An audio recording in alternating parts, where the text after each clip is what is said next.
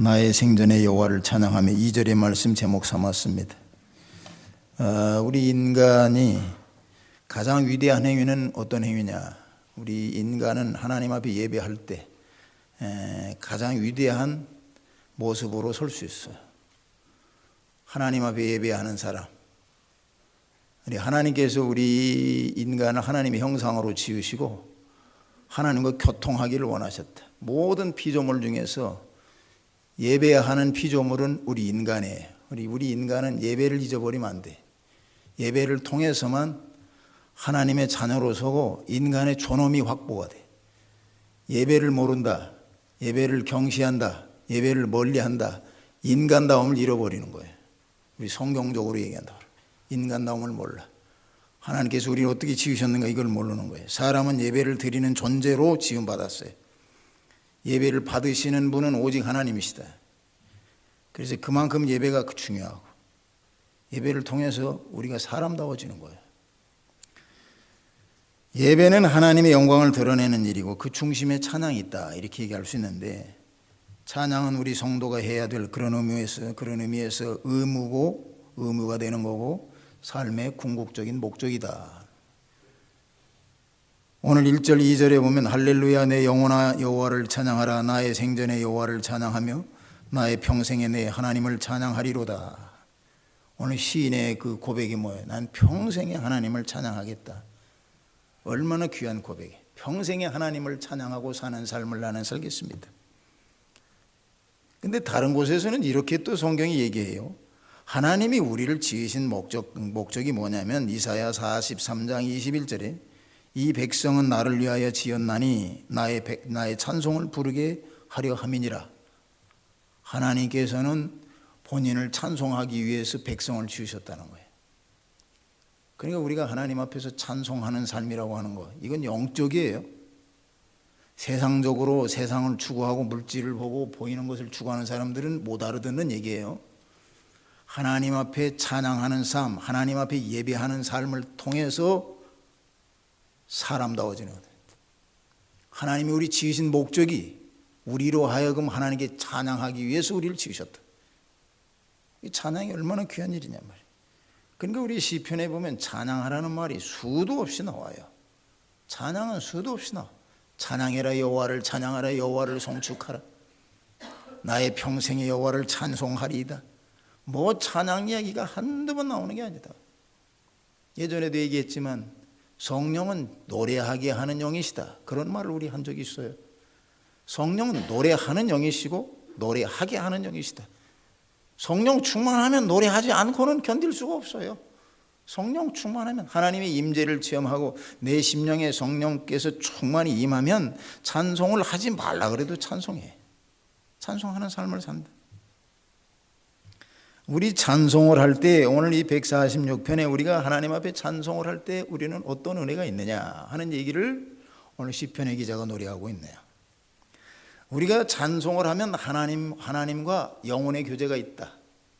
찬송할 때 영혼의 교제가 있다. 찬송의 위대한 능력 가운데 하나는 심령에 하나님과 교통함을 주신다. 찬송을 통해서 하나님과 교통하는 거예요. 내가 부르는 찬송에 남이 변화되고 남이 부르는 찬송에 내가 위로를 받습니다. 마음이 열려. 찬송을 통해서. 우리 예전에 우리 이 지역사회에 조이 합창단이라고 하는 그 합창 단이 있었어요. 합창 선교를 하지 않았어요? 그 교도소 선교를 해 그분들이. 교도소에 가서 노래를 불러요. 찬양을 불러. 한국 사람인데 미국 사람들이 갇혀 있는 곳에 가서 부르는데, 그곳에 어떤 장로님, 섬기시는 장로님하고 언젠가 얘기를 했는데, 교도소에 가보면 그 수감자들이 대부분이 다 불우한 가정 환경이라는 거예요. 미국 사람이라도 그게 보인대요. 근데 이제 우리 찬양단에서 여자들만 수감돼 있는 데를 가나 봐요. 간 적이 있나 봐. 그런데 여자들이 교도소에 수감이 돼가지고 아무리 교도관들이 얘기를 해도 돌같이 굳어 있대. 사람들이 돌같이 굳어. 대부분 거기 들어와 있는 그 수감자라고 하는 것은 어떻게 보면 정신병에 가까울 정도로 돈에 집착하는 사람들이 많고, 대부분이 정신적으로 크게 데미지를 입은 사람들이라는 거예요. 그래서 웬만한 얘기를 해봐야 듣지도 않고, 수감자들에게 무슨 교도를 한다, 교화를 한다 이런 얘기는 통하지가 않는데요. 벌써 딱 봐도. 그런데 이 합창단이 들어가서 한국말로 미국 사람들에게 찬송을 하고 찬양을 하잖아요. 그러면은 거기 이제 죽 앉혀놓고, 그 이제 강당 같은데 그 하는데 이 수감자들을 다 모아놓고 올라가서 부르나 봐. 우리 이제 우리 저희 합창단이 부르면은 노래 부르는 순간부터 끝날 때까지 전부 다 한 사람도 빼놓지 않고 눈물을 닭똥 같은 눈물을 졸졸 흘리는, 교도관들이 아무리 얘기해도 듣지 않는 사람들인데 찬송하면은 심령에서부터 누가 얘기하지 않아도 눈물을 졸졸 1시간 내내 흘린대요. 왜 그렇습니까? 찬송을 통해서 영혼의 위로를 체험하고 자신을 되돌아본다는 거예요. 그만큼 영적이에요, 찬송이. 우리 심령이 다른 것으로 심령을 움직일 수가 없어요. 돌같이 굳어있어. 다른 심령이 어떻게 움직여 볼 수가 없고 교화가 안 된다는 거예요. 뭐 말이 필요 없대요. 거기 가서 찬송 부르면 전부 다 눈물 흘리고 다 애통해하고, 평소에 눈물 흘리는 사람들이 아닌데도 찬송을 통해서 우리가 영혼의 위로를 체험하면 자신을 되돌아보게 되고 각오와 다짐을 새롭게 할 수 있다. 찬송의 위대한 능력이요, 이게. 그래서 언젠가도 말씀드렸지만 찬송은 영혼의 심금을 울린다. 공명해요. 내가 부르는 찬송을 통해서 공명한단 말이에요. 예전에도 그런 말씀, 소리굽새를 때려보세요. 그러면은 똑같은 소리굽새가 때리지도 않았는데 그 소리굽새도 울려서 진동을 해. 찬송이 그런 능력이 있어요. 내가 부르는데도 다른 사람이 듣고서 감동이 와, 공명이 와. 찬송은 영적이기 때문에, 찬송은 영적으로 부르는 노래이기 때문에 심금을 울린다. 영혼의 찬양은 하나님과 교통하게 하는 놀라운 능력이 있습니다. 그래서 찬송을 부르게 되면 누가 이야기하지 않아도 통해와 자복이 있다. 통해와 자복이 있어요. 그 장로님이 그런 간증을 하더라고. 거기 그 섬기는 장로님. 거기 가서 무슨 한국말로 설교를 하는 것도 아니고 거기 가서 성경 공부를 하는 것도 아닌데 찬송을 간절히 뜨거운 찬양을 부르면 통해와 자복이 일어나고 가슴 치고 우는 사람들이 거기에 전 이런 그 수감자들이 다 그렇다는. 그래서 이 초대교회 사도행전 2장 4절로 7절에 하나님을 찬미하며 온 백성에게 진송을 받으니 주께서 구원받은 사람을 날마다 더하게 하셨다. 초대교회의 특징은 찬송하는 교회였다. 찬송을 열심히 불렀어요, 초대교회. 찬송의 은혜 받고 찬송의 사람들이 날마다 더했다. 성경에 나와 있잖아요. 하나님을 찬미하고 온 백성들에게 칭송을 받았다. 모여가지고 초대교인들이 그저 찬송했어요. 찬송하니까 주변에 있는 사람들이 감동, 심금이 울리는 거예요. 심금. 마음속에 있는 줄이라는 것, 금이라는 것은 우리 현악기의 줄을 금이라고 그래요. 이 튕기는 줄. 이 심령에 이 줄이 울려. 찬송을 듣게 되면 아무리 완악한 사람도 찬송 속에 심금이 울려.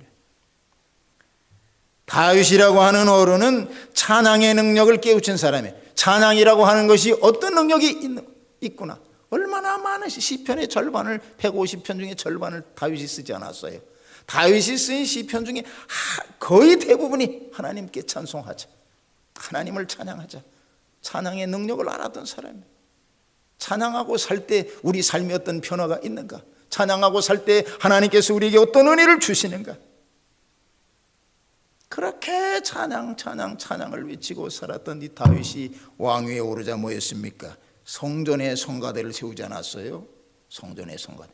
이 성가대가 다윗 왕 때 기원이 됐어요. 성전에 성가대를 기원. 성전에 예배가 있을 때 성가대가 4,000명이, 성가대 다윗이 때 국가적인 행사에 국가적인 절기가 있어가지고 예배를 하면 성전에 성가대 오케스트라를 다 세우고 수금, 재금, 나팔 다 그냥 동원해가지고 하나님을 찬양하지 않았어요.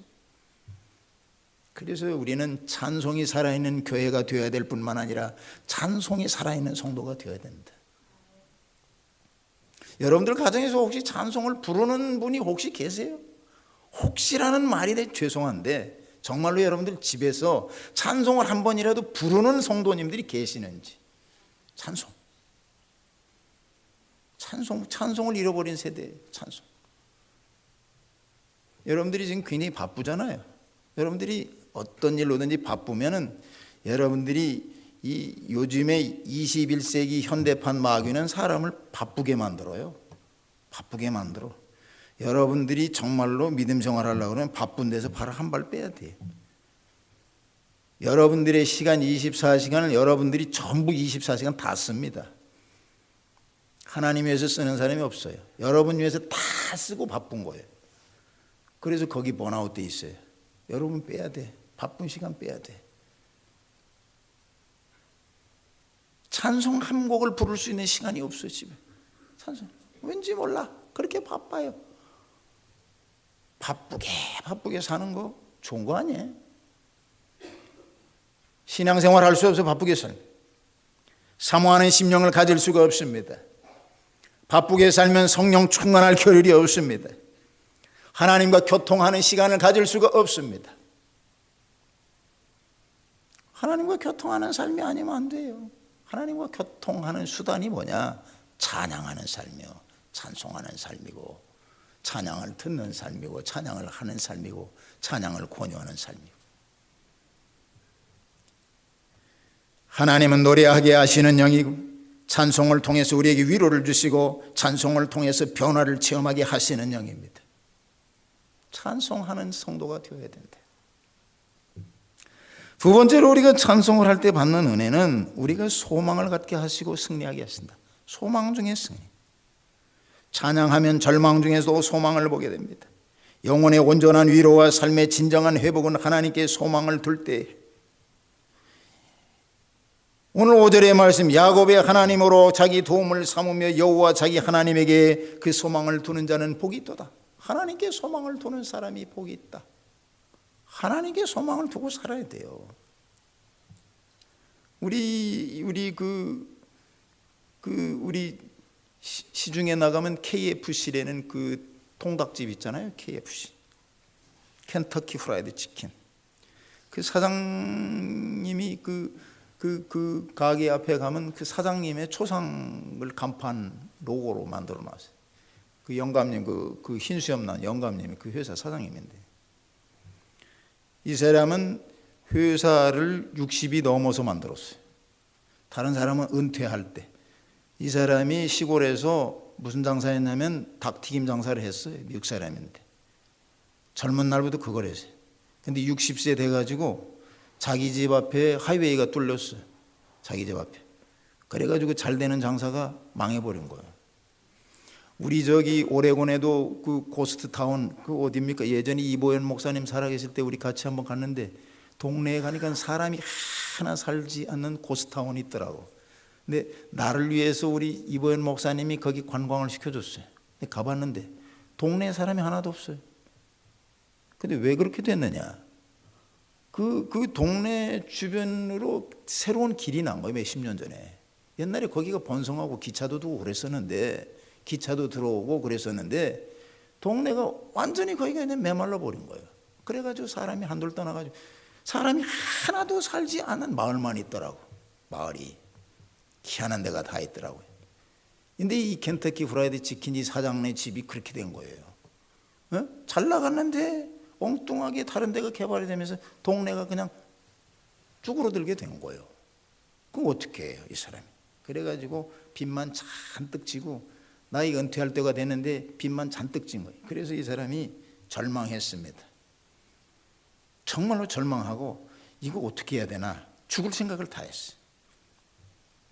그런데 차를 몰고 그 동네 사는 데서 어느 떨어진 곳에 운전을 하고 가는데 어느 교회가, 조그마한 교회가 있는데 거기서 밤에 예배를 드리더래. 그래서 이 사람이 가까이 갔나 봐. 이 교회를 들어가려고 생각은 않고 그 주변에서 맴도는데 그 교회에서 부르는 찬송이 뭐냐면 너 근심 걱정 말아라 주를 너로 주 너를 지키리. 이 찬송이 있잖아요. 이 찬송이 물론 그게 미국 찬송이죠. 우리가 번역해서 부르지만 그 찬송이 주 날개 밑에 거하라 주 너를 지키리. 주 너를 지키리. 아무 때나 어디서나 주 너를 지키리. 늘 지켜주시리. 이 사람이 이 찬송의 은혜를 받은 거예요. 교회에 가가지고 이 교회 이 본당문을 열고 들어오지도 않았는데 밖에서 있다가 그 찬송의 은혜를 크게 받고 그의 마음이 거기서 뜨거워졌습니다. 내가 이 사업을 하다가 나이 60이 돼가지고 이게 다 문을 닫고 망한다고 생각하고 내가 이 절망할 이유가 뭔가? 주님께서 나를 지켜주시면 내가 얼마든지 회복할 수 있는 거 아닌가? 내가 주님과 교통하고 사는 삶이 더 중요한 것이 아닌가? 이 사람이 거기서 크게 마음에 뜨거움을 얻고 새로운 출발에 대한 그런 소망을 가지고 프랜차이즈라고 하는 걸 이 사람이 생각했어요. 프랜차이즈. 미국 전역에 모든 이 우리 온 국민들이 동네마다 튀김 장사가 있는 것이 아니라 미국 전체를 이 프랜차이즈로 해가지고 한번 닭을 먹여보자 이런 생각이 노인네한 거예요. 그런 나이에 그 나이에 그런 생각을 해서 실천을 옮긴다는 것도 보통 생각이 아니죠. 보통 사람이 아니에요. 그러나 내가 이것을 못하고 죽는 거나 하다 죽는 거나 셈이다. 그리고 이 사람이 그때부터 아주 낡은 차를 몰고 이 남부 지방에 자기가 살던 동네에서부터 몇 개 주를 돌았습니다. 자기 생각을 가지고 그 생각을 받아줄 그런 업자들을 찾아서 돌아다녔어요. 자그마치 몇 번 돌아다녔느냐, 몇 사람을 만나느냐. 자그마치 1000번 하고도 8번, 1000번 하고도 8명, 1008명의 가게를 만나는데 1008명이 거절했어요. 정말로 이 사람이 힘들게 돌아다녔대. 자기 생각을 가지고 내가 닭을 이렇게 해서 프랜차이즈를 해야 되겠는데 이 생각에 동조하고 나와 함께 할 사람이 있는가를 알아보는데 1008번 체크했대. 1008번. 그 사람이 쓴 걸 제가 직접 봤어요. 1009번째 딱 돼. 1009번째. 그 사람이 이 KFC 사장의 이 얘기를 그대로 받아들여. 내가 자본을 대겠다. 이렇게 딱 나온 거예요. 그래가지고 미국 전체를 KFC라고 하는 통닭으로 다 먹이기 시작했잖아요. 지금 미국뿐만 아니라 닭을 튀겨가지고 전 세계에 먹이는 사람이 어디 있어요? 82개국에 나가 있어요. KFC가 82개국에. 그러니까 사람이 돈을 번다 잘 된다 하는 것이 별것도 아니에요. 어떻게 보면 여러분들이 옆에 간편한 걸 가지고도 세계화시키던 사람이 있더라고. 이렇게 별것도 아니야. 닭튀김 못하는 사람이 어디 있어요? 이런데 세계적인 재벌이 된 거예요. 세계적인. 1008번의 거절 뒤에 1009번째 정말로 물줄을 만났어요. 인도하심이죠. 인도하심이에요. 그래서 이것이 선풍적인 인기를 몰고 왔어요. 미국의 식탁을 개비한 거야, 한마디로. 미국에. 그래가지고 이것이 놀라운 속도로 성장했어요. 그래서 이 사람이 60이 넘어서 창업한 회사인데 이것이 세계적인 기업이 되고 말았어요. 세계 82국이 닭튀김 장사를 시켜요. 그분의 간증이 뭐냐? 찬송을 통해서 찬송을 듣고 내가 정말로 절망하고 있던 10년 가운데 하나님께서 새 힘을 주셨다. 새 힘을 주셨어. 내가 그때 거기서 주저앉았더라고 하면, 내가 거기서 정말 죽기라도 했다면, 우리 사람이라고 하는 게 살다가 이 결실이 있어야 될 거 아니에요. 응? 이 회장님도 마찬가지. 정말로 저가 결실을 언제, 정말로 하나님과 교통하면서 찬송하는 가운데 찬송을 듣는 중에 저가 소망 중에 승리함으로 말미암아 저가 마지막 결실을 얼마나 크게 얻었는지 몰라요. 우리가 살다 보면 곤고함이 몰려오기도 합니다. 곤고함이 밀려오죠. 인생은 고라고 하지 않았어요. 옛날 어른들이 오죽하면 그런 얘기를 했습니까? 다 고난 중에 살아요. 고난. 고통 없는 사람이 어디 있어? 얘기 만나서 들어오면 다 자기 고통을 얘기하고, 남들은 고통 하나도 없고 그 고통이 최고 큰 자기 고통으로 알아요. 남들도 다 마찬가지예요. 다 마찬가지. 다 고통해.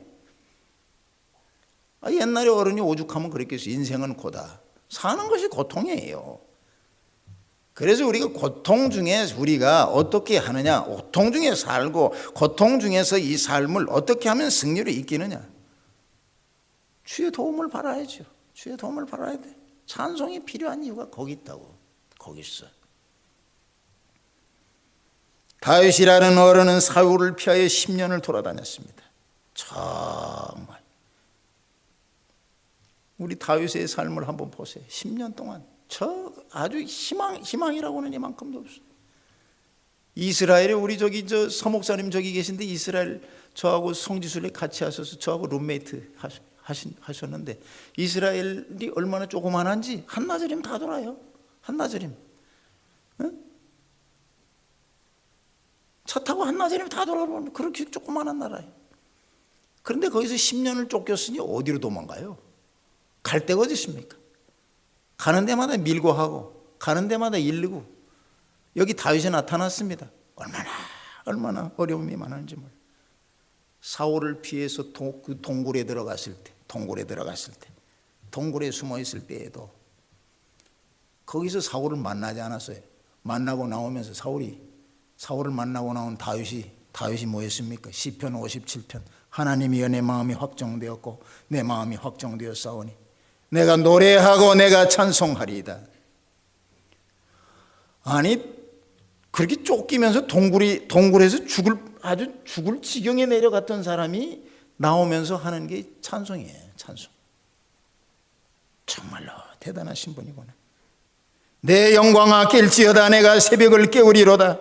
주여 내가 만민 중에 주께 감사하며 열방 중에 주를 찬송하리이다. 그렇게 노래하면서 나왔어요. 그렇게 노래하면서. 시편 57편의 표제 밑에 써 있어. 다윗이 동굴에 쫓길 때 쓴 찬송이라고. 동굴에서 쫓길 때. 그런 와중에서도 찬송했어요. 근데 우리 어떻습니까? 우리가 조금만 권고하면 우리 어때? 찬송하던 입술도 찬송 안 해버려요. 찬송하던 입술. 다윗이 그거보다도 더 권고한 때는 언제나 정말로 피할 데가 없어가지고 동굴에서 나와가지고 자기하고 싸웠던 블레셋의 그 골리앗의 고향으로 도망가잖아요. 가드라는 곳에 도망가가지고 거기 붙들린 거예요. 블레셋. 거기 가서 살려고 미친 척을 하지 않았어요. 다윗이 별일을 다 했습니다. 거기 가서도 미친 척 하면서도 시편 56편 내가 아뢰는 날에 내 원수가 물러가리니 하나님이 나를 도우심인 줄 아나이다. 내가 하나님을 의지하여 그 말씀을 찬송하면 여호와를 의지하여 그 말씀을 찬송하리이다. 거기 가서도 찬송해. 거기서도. 그 표제 56편에는 그래 붙어 있어. 가드로 도망갔을 때 다윗이 부른 노래. 정말로 거기서 노래를 어떻게 합니까? 그런 곳에서도 다윗이 불렀어요. 죄를 지적받고 눈물을 흘리면서도 찬양하고 병상에 누워서도 고통 중에 있을 때에도 저는 노래했어요. 찬송했어요. 찬송의 능력을 아는 사람이 있어요. 병상에 있을 때도 노래했어요. 병상에 있을 때도. 위대한 어른이에요. 정말 우리 신앙의 선배요. 신앙의 어른이다. 찬양을 통해서 고난을 반전시키고 새 힘을 공급받는 그 아주 비결을 알았어요. 비결을 알았어요. 우리 이걸 가지고 우리 벤치 체크하고 우리 전부 이게 다 한 번씩 우리 삶으로 적용해서 우리도 새 힘을 찬송해서 얻어요. 찬송해서. 세 번째로 우리가 찬송을 할 때 평강의 능력을 체험할 수 있다. 우리 모든 문제가 생기면 첫 번째 드러나는 것은 뭐냐? 우리 심령의 평강을 잃어버려요. 심령이. 문제가 조금이라도 생겼다. 그 문제 이전에 그 문제를 대하는 내 심령에 이미 프라브럼이 생겨버려요. 문제를 대하면서 내 심령이 상해버려요. 그렇죠. 그래서 문제의 해결 이전에 내가 내 몸에 내 심령에 이미 상함이 와버려. 상함이 와버려. 근데 우리 심령이 상하면은요, 심령이 상하는 순간 그게 지옥이에요. 지옥이 다른 게 없어. 심령이 메말라 있습니다. 이 시대의 모든 사람들의 심령이 메말라 있고 심령이 병들어 있고 심령이 상해 있어. 연지곤지만 찍었을 따름이야. 다 상해 있어요. 말로 할 수 없이 상해 있어요. 심령을 건사하는 방법을 몰라. 심령을 내 방에 쳐두고 엉망진창을 만들어 놓고 살아요. 엉망진창을 만들어 놓고 살아. 얘기할 수가 없어. 이렇게 문 열어놓고 얘기하면 완전히 그냥 심령이 그렇게 되어 있어요. 하나님을 통해서 하나님과 교통하면서 심령의 평강을 얻어야 될 텐데. 요한복음 14장 27절에 평안을 너희에게 끼치노니 나의 평안을 너희에게 주노라. 내가 너희에게 주는 것은 세상이 주는 것 같지 아니하리라. 세상에서 어떤 평강을 준다 하더라도 주님이 주시는 평강하고는 비교할 수 없다. 주님이 주시는 평강을 통해서만 너가 심령의 평화를 체험할 수 있다. 주님이 말씀하셨어요. 주님과 교통함이 없이는 메마른 심령이 치유될 수 없습니다. 말씀드렸잖아요, 예전에. 미국은 자본주의 최첨단에 나와 있는 나라예요. 자본주의. 자본주의는 시장을 중심으로 합니다. 시장. 시장은 무한 경쟁이에요. 무한 경쟁. 모든 사람들을 경쟁 속에 밀어넣고 경쟁시키는 자. 경쟁 속에서 탈락하고 경쟁 속에서 소진되고 경쟁 속에서 지쳐버리고 심령이 상할 대로 상했어요. 어려서부터 죽을 때까지 경쟁 속에서 살아. 여러분들이 TV를 켜면 전부 1등만 나와. 1등. 그 신문 기사 쓰는 사람은 전부 1등 했던 사람들이에요. 아무나 쓰는 거 아니에요. 여러분들 주변에 뭐 나와서는 다 1등 했던 사람들만 나와. 그러니 얼마나 고단해요. 얼마나 고단해. 응? 정말 고단해. 보고 듣는 게 전부 비교해보면 전부 1등만 가 있는 거야. 사람들이. 얼마나 고단해. 하나님이 주시는 평강을 누리지 못하면 여러분 고침받기 어려워요. 우리가 살고 있는 이 현실이 그래요. 현실이. 사민부정이라는 옛날의 구호를 제가 얘기해요. 옛날에 어른들이 이런 것을 깊이 생각하고 이 사회가 이렇게 돼서는 안 되겠다. 백성으로 하여금 다투지 않게 하라. 이것이 목표예요. 정말로 백성을 인도하는 사람은 정말로 백성을 우리 온 심령을 평강 중으로 인도할 사람은 사민 백성으로 하여금 부쟁 다투지 않게 하라. 모든 백성을 다툼 속에 밀어넣고 경쟁 속에. 주님께서 뭐라고 말씀했습니까? 평안을 너희에게 끼치노니 나의 평안을 너희에게 주노라. 좀 더 구체적이에요. 구체적. 주님이 주시는 평강이 없이는 여러분들의 삶과 가정과 여러분들의 자녀 가운데 평강이 있을 수가 없어요. 있을 수가 없어. 겉만 번지르면 뭐합니까? 네? 겉만 번지르면 뭐예요? 평강이 없어요. 주님이 주시는 평강은 주님과 동행할 때 찬송을 통해서 찬송은 영적인 우리 영이 주님과 늘 교통하고 살 때 주님의 임재를 체험하고 살 때에 성령께서 내 심령에 기름 부어주실 때 그때 평강이 있는 거지. 그 외에는 없어. 단언하건대 없습니다. 그 평강은 없어요. 돈이 좋아가지고 돈 벌으면 평강이 있을 것 같습니까? 천만의 말씀이요. 돈을 여러분들이 세이빙을 많이 해놓을수록 여러분은 평강을 상실해요.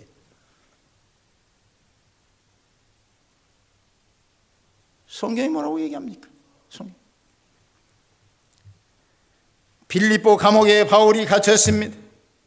사슬에 묶이고 착고에 채워진 채로 지하 토굴에 갇혔어요. 사람이 아무리 대단한 사람도 묶어가지고 감옥에 집어쳐놓잖아요. 요즘에 감옥 들어가는 사람이 많더라고요. 한국에 보니까. 한번 묶어가지고 넣어보세요. 에? 심령이 벌써 어떻게 됩니까? 불안이 확 밀려와. 평강을 상실하죠. 아니 지금 취해가지고 감옥에 밀어넣는데 무슨 거기 평강이 있어? 없잖아요. 바울 사도는 이런 것을 극복할 줄 알았어. 어떻게? 밤중쯤 되어 바울과 실라가 기도하고 하나님을 찬미하며 그 속에 들어가서 하나님께 찬송했어요. 묶여있는 상태에서 지하 토굴에서 희망이 없고 절망만 있는 감옥 속에서 그 토굴 속에서도 하나님을 찬미했습니다. 찬미했더니 죄수들이 듣더라. 그 말을 뒤에다 썼어. 그들이 찬송. 죄수들이 다 들었어. 간수도 다 들었어.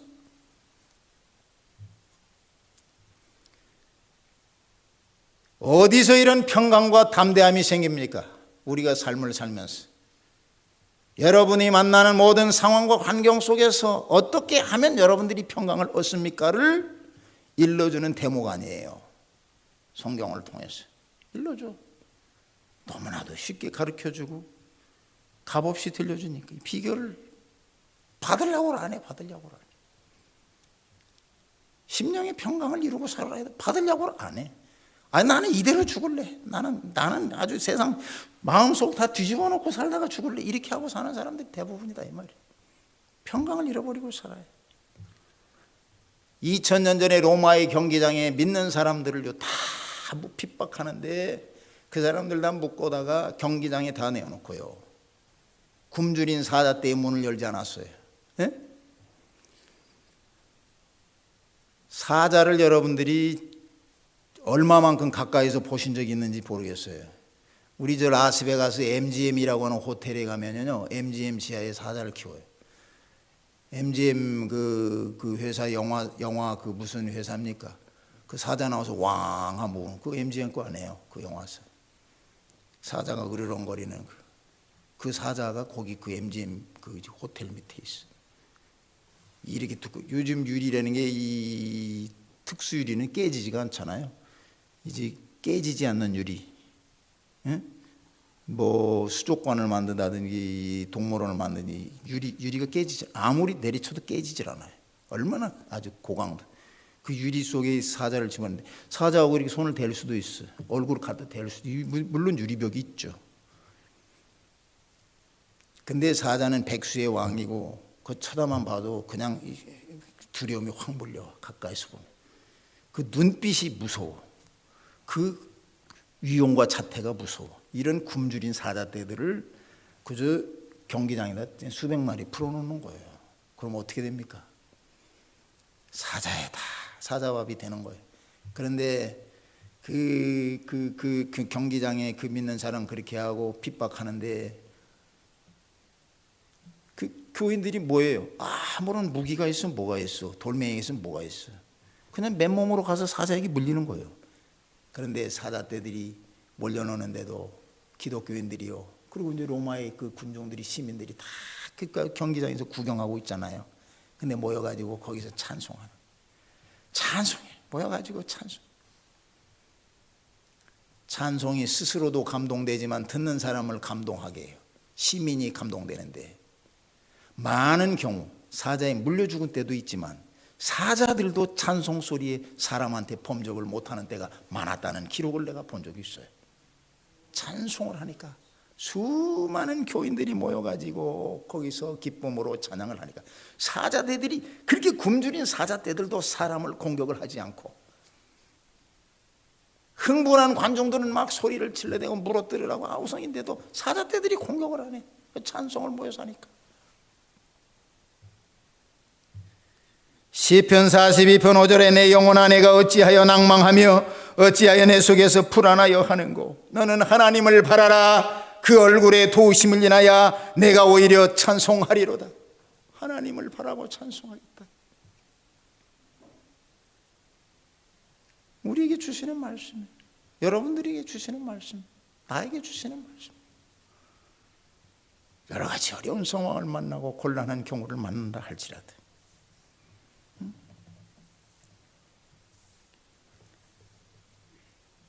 이 대서양을 건너오다가 건너오고 건너가는 일은 예전에 쉬운 일이 아니었어요. 미국에서 유럽을 가고 유럽에서 미국 오는 일. 지금은 다 뭐 쉽게 되지만 예전에는 그렇게 안 돼. 왜냐하면 이 태풍이라는 것을 잘 모르잖아요. 예전에 저 오음규 씨 얘기도 했지만은 지금은 그냥 GPS로 위성에 다 이렇게 그냥 해가지고 태풍이 어디서 부는 거, 태풍 피해서만 가게끔 백길이 딱 컴퓨터로 해서 놔두니까 항해 시작하면 시작할 때부터 그저 끝날 때까지 그저 잔잔한 호숫가만 가게끔 딱 만들어서, 지금은 세상 GPS가 나와가지고 그렇게 되잖아요. 태풍을 다 읽어버리고 공중에서 위성에서 다 읽어가지고, 옛날에는 그냥 모르고 가는 거예요. 태풍이 있는데도 막 가단 말이에요. 어느 한 해 모라비안 교도들이 탄 그런 유럽에 가는 배들이 말이죠, 거기 태풍을 만나는데 다 죽게 된 거예요. 배가 다 깨지고. 근데 그 교도들이 그 모라비안이라 그러는 독일의 경건주의자를 모라비안이라고 그래요. 경건주의자. 그 경건한 교도들이 그래서 태풍이 막 밀려오는데도 한쪽에 배 한쪽에서 모여가지고 찬송을 했나 봐. 찬송을 했는데 이때 웨슬레라고 하는 감리교를 만든 웨슬레라고 하는 사람이 그 찬송의 감동을 듣고 회심을 했어요. 찬송의 감동. 찬송. 아니 이렇게 우리가 죽음을 목전에 두고도 찬송하는 저 사람들, 그리고 저 찬송의 놀라운 저 아주 하나님과의 교통함을 느낀 거예요. 느꼈어요. 찬송을 통해서. 그래서 웨슬레라고 하는 사람이 회심하고 감리교라고 하는 교단을 창시했어. 위대한 사역을 감당하지 않았어요? 우리가 풍랑이 오면 우리 찬송가에도 있지만은 이 풍랑 2년해에서 더 빨리 갑니다. 우리가 풍랑에 대해서 어려워할 게 아니라 풍랑을 감사로 받고 찬양으로 넘어가면 내게 불어오는 이 풍랑을 통해서 내가 원하는 목적지를 더 빨리 갈 수 있다는, 그게 찬송에서. 우리가 곤고함이 밀려올 때 우리는 근심 걱정을 넘어서 때로는 불평하고 원망하는 때가 얼마나 많아요. 우리 시대는 구원의 감격을 잃어가는 시대입니다. 우리 입술이 감사 대신 원망에 치우쳐 있는 시대. 여러분 이것을 분별을 잘해야 돼. 나는 어느 쪽에 서 있는가? 내 삶은, 내 언행 심사는 어느 쪽에 서 있는가? 원망에 서 있는가? 감사에 서 있는가? 반드시 우리 분별해야 돼요. 헌신 대신 불평하고 순종 대신 시비하려고 하고, 이런 시대. 믿는 사람들도 똑같아. 안 믿는 사람은 더 말할 것도 없고, 믿는 사람은 똑같아. 오늘 이 146편의 기자는 할렐루야 내 영혼아 여호와를 찬양하라. 이 사람이 편해서 그랬습니까? 이 사람의 삶이 즐거워서만 찬송하라고 합니까? 우리에게 주시는 말씀이에요. 원망하고 싶을 때, 불평하고 싶을 때라도 내 영혼아 여호와를 찬양하라. 여호와를 찬양하라. 찬송은 하나님의 은혜로 거듭난 성도만이 부를 수 있는 성도의 특권이다. 하나님께로 주어지신 이 은혜의 특권을 우리가 소홀히 해서는 안 된다는 거예요. 기도와 더불어서 우리를 주님께 가까이 나아가게 하는 것, 찬송 외에는 없어요. 기도가 어렵다, 찬송하면 돼. 찬송해야 합니다. 찬송. 하나님을 기쁘시게 하는 찬송을 통해서 찬송 중에 역사하신 하나님의 능력을 체험하는 저와 여러분들이 되시기를 주님의 이름으로 축원합니다. 기도하겠습니다. 하나님 아버지 감사합니다. 오늘도 우리에게 귀하신 말씀 주셔서 말씀 붙들고 오늘도 우리 자신 되돌아보게 하심 감사합니다. 우리 입술에 늘 감사와 찬미가 넘치게 하시고, 때로는 살면서 아버지 환난을 만나고 아버지 질고 가운데 원망하고 불평했던 저들이 올시다. 이 시간도 하나님 말씀을 아버지 심령에 깊이 새기게 하시고, 이 시간도 교통할 때에 부어주시는 성령님의 놀라우신 아버지 임재하심을 체험하고 새로운 다짐으로 아버지 서는 이전의 성도들이 되기를 주여 간절히 원합니다. 말씀 붙들고 세상을 이기고 약속하신 은혜와 축복을 누리는 이전의 성도들이 되게 하여 주시옵소서. 예수님의 이름으로 기도드리옵나이다. 아멘. 469장